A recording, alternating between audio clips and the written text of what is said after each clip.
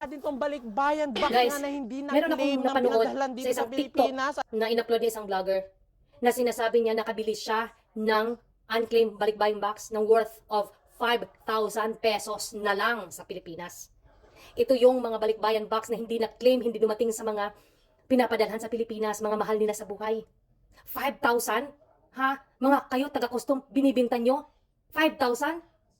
Hindi nyo ba alam kung gaano nila pinaghirapan yan? Ha? Tapos hindi lang makarating sa kanila? Ha? Nang dahil kung anong mga rason sa mga may-ari ng mga shipping company na yan?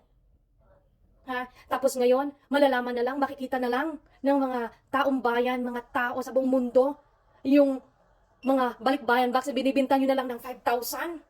Ha? Maawa naman kayo, ha? Nasa taga-Pilipinas. Ha?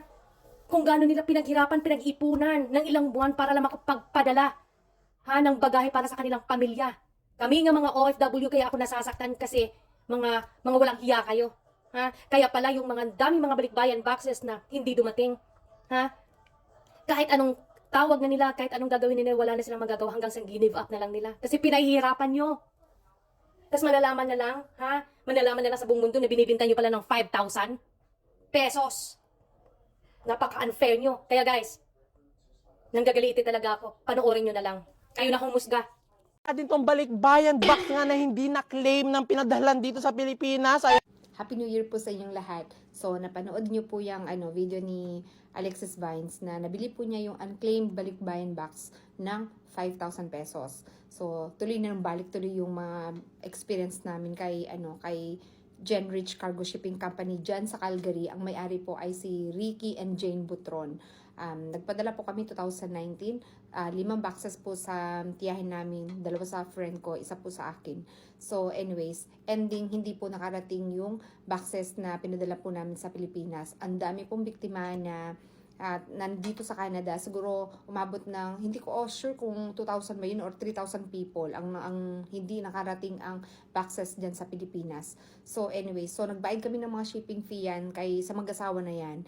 Pero yun nga, hindi nga nakarating kasi hindi sila nakapagbayad ng fee nila dyan sa Bureau of Custom. So na-hold po lahat ng mga boxes namin. So ending, hindi po talaga nakarating. So anyways, nagreklamo kami sa consulate, sa BOC, pero wala po nangyari. Ang gusto pang mangyari ng BOC sa amin dati ay magbayad kami ng 20,000 pesos para maano yung box namin, ma-release. So anyways, ang mahirap po sa case namin ay hindi po matrace kung saan port nandun yung boxes namin. So alam mo, galing pa sa probinsya yung mga mahal namin sa buhay. Imagine mo yung back and forth Manila to probinsya. Ang but sana kung napakalapit lang, 12 hours ang biyahe. So to the point na give up na lang po ng mga mahal namin sa buhay. Napagod na po sila kakapunta sa sa BOC tsaka diyan sa Port of Manila kung para mahanap lang yung box. So anyway, so give up po namin yon.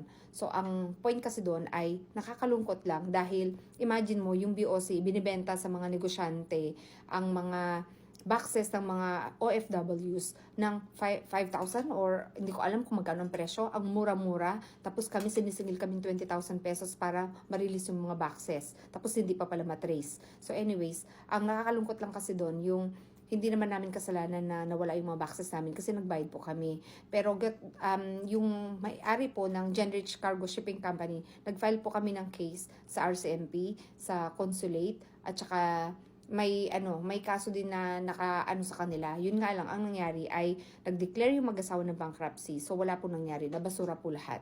So wala po kaming na-claim dyan sa Court of Small Claims dito sa Canada kasi nga nag-declare ng bankruptcy yung mag-asawa. So ending, nawala lang sa lahat yung pinagpagura namin. So ang nakakalungkot lang kasi doon, kung na ibebenta po pala ng BOC sa sa mga negosyante yung mga unclaimed balikbayan boxes sa mga OFWs ng mura, tapos naniningil pa sila sa amin ng 20,000. Di ba nakakalungkot? Sana lang pinadala na lang nila sa mga may-ari ng boxes or sa recipients ng boxes na yon, yung mga box na yon, at napakinabangan sana ng mga mahal namin sa buhay. Hindi po madali magpuno ng boxes. Alam niyo yan kung kayo ay nasa abroad din.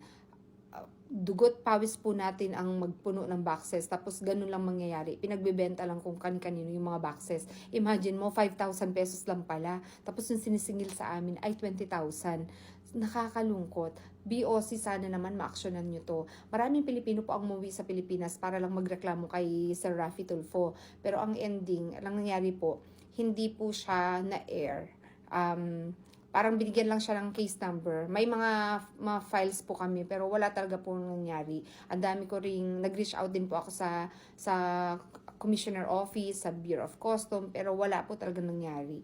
Ayun nga, pinagbabayad kami ng 20,000 and then hindi din mahanap yung kung saan port na dala yung boxes namin. Kaya nag-give up na lang kami.